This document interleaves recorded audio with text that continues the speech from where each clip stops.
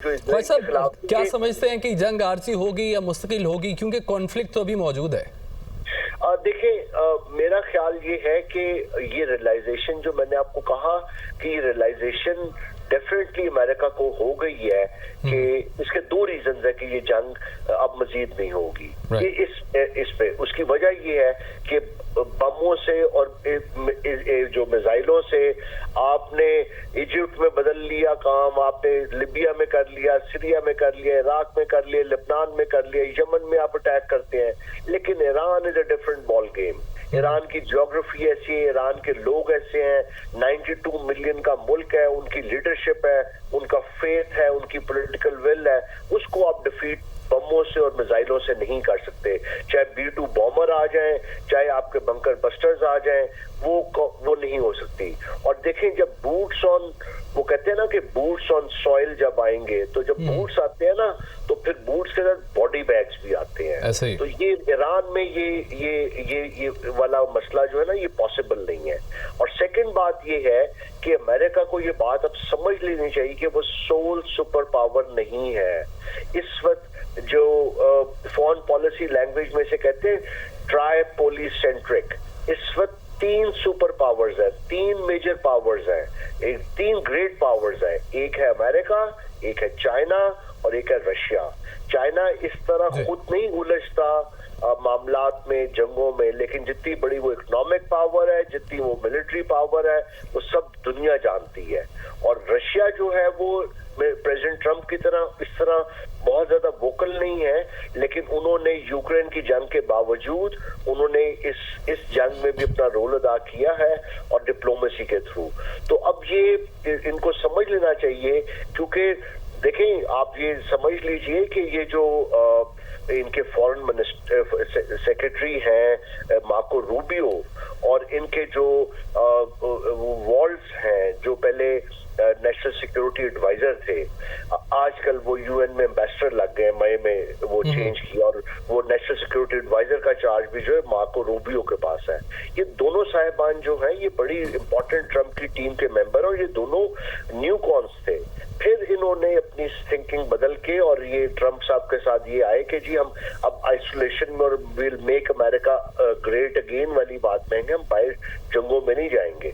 लेकिन यहाँ पे इन्होंने मिडिल ईस्ट में मामला इस तरह का ही रखा कि उन्होंने अपनी इजराइल की प्रॉक्सी को, इजराइल सुपर ब्रैट को, उसको एक नेतन्याहू को, फाशिस्ट आदमी को वो बुली बना के रखा कि वो मिडिल ईस्ट में अपनी पावर और इन्फ्लुएंस को बढ़ाए, और ये ईरान जो आखिरी हर्डल रह गया है इसमें, ताकि टोटल कंट्रोल और इन्फ्लुएंस जो न्यू कॉन्स का एक मकसद है कि पूरी दुनिया में हो जाए, कम से कम वो मिडिल ईस्ट में हो जाए। सर सवाल यहाँ ये पैदा होता है कि इस बयान की हकीकत क्या हो सकती है, और चूंकि दोनों तरफ से अभी तस्दीक नहीं हुई, दोनों ममालिक की तरफ से तस्दीक नहीं हुई, ये डोनाल्ड ट्रंप का बयान है। दूसरा ये कि सर, अगर तस्दीक हो भी जाती है तो इस मुआहदे की शराइत क्या हो सकती हैं?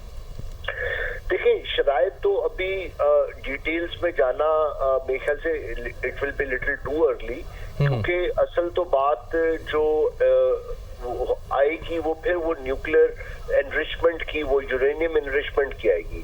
अभी तो बाकायदा तौर पे सीज फायर का ऐलान होगा, और आई थिंक ये जब डोनाल्ड ट्रंप ने कह दिया कि वो सीज फायर पे, तो सारी दुनिया वो उस पर एग्री करती है। लेकिन जो ईरान है उसका मौकफ ये था कि आप अटैक करना बंद कर दें तो फिर हम जंगबंदी के लिए तैयार हैं। लेकिन वो अटैक करते थे और वो ईरान उसका जवाब देता था।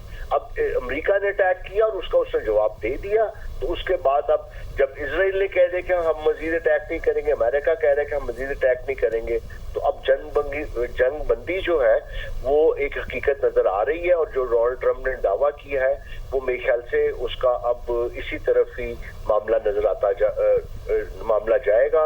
ईरान और इजराइल इसकी कहते हैं इसका बाकायदा तौर पे इसको फॉलो करेगा, और ये सीज फायर जो है ये it will be a cease fire. लेकिन अब उसके बाद नेगोशिएशंस का क्या अमल होता है, उसके अंदर मीडिएटर कौन होगा? देखें, इस वक्त एक बात समझ लीजिए कि मीडिएटर हमेशा वो होता है जिसपे दोनों पार्टीज ट्रस्ट करें। अब अमेरिका मीडिएटर कैसे बन सकता है जब इजराइल तो उसको ट्रस्ट होगा, लेकिन क्या आप समझते हैं कि ईरान को ट्रस्ट होगा अमेरिका पे? तो अब मीडिएटर कौन होगा, किस जगह पे ये मामला चलेंगे, बैकडोर पे कौन से ममालिक होंगे, कतर का इसमें रोल होगा, तुर्की का रोल होगा, शायद यूरोपियन ममालिक का इसमें एक दो ममालिक का रोल हो सकता है। तो ये इस तरह फिर आगे बात चलेगी। तो लेकिन ये अभी तक के लिए तो बहुत ये खुशी का वक्त है, और मेरे ख्याल से एक पूरी दुनिया के लिए, क्योंकि ये वॉर डेफिनेटली स्प्रेड हो सकती थी। आप देखें चाइना की 80% जो ऑयल है वो यहाँ से जाती है ईरान के पास, और अगर स्ट्रेट ऑफ हॉर्मुज बंद होती तो चाइना तो वो फूड नहीं करता। इसी तरह 18% यूरोप के पास जाती थी, 20% ओवरऑल दुनिया के पास यहाँ से आपका क्रूड ऑयल जाता है। तो इसके बाद या फिर अगर ईरान, उनके जो एसेट्स हैं यूएस के 19 साइट्स हैं यहाँ पे, उनकी जो नेवल बेसेस हैं, उनकी जो एयर बेसेस हैं यूनाइटेड नेशन यूएसए के, तो उस पे अगर अटैक होता तो पूरा स्प्रेड हो जाना था पूरे मिडिल ईस्ट में, खुदा ना खास्ता। तो उसके बहुत भयानक नताइज निकलने थे। तो मेरे ख्याल से कि इस वक्त जिस डायरेक्शन में अब हम चल पड़े हैं, तो ये क्लैरिटी से नजर आ रहा है कि सीज फायर इज देयर, और एक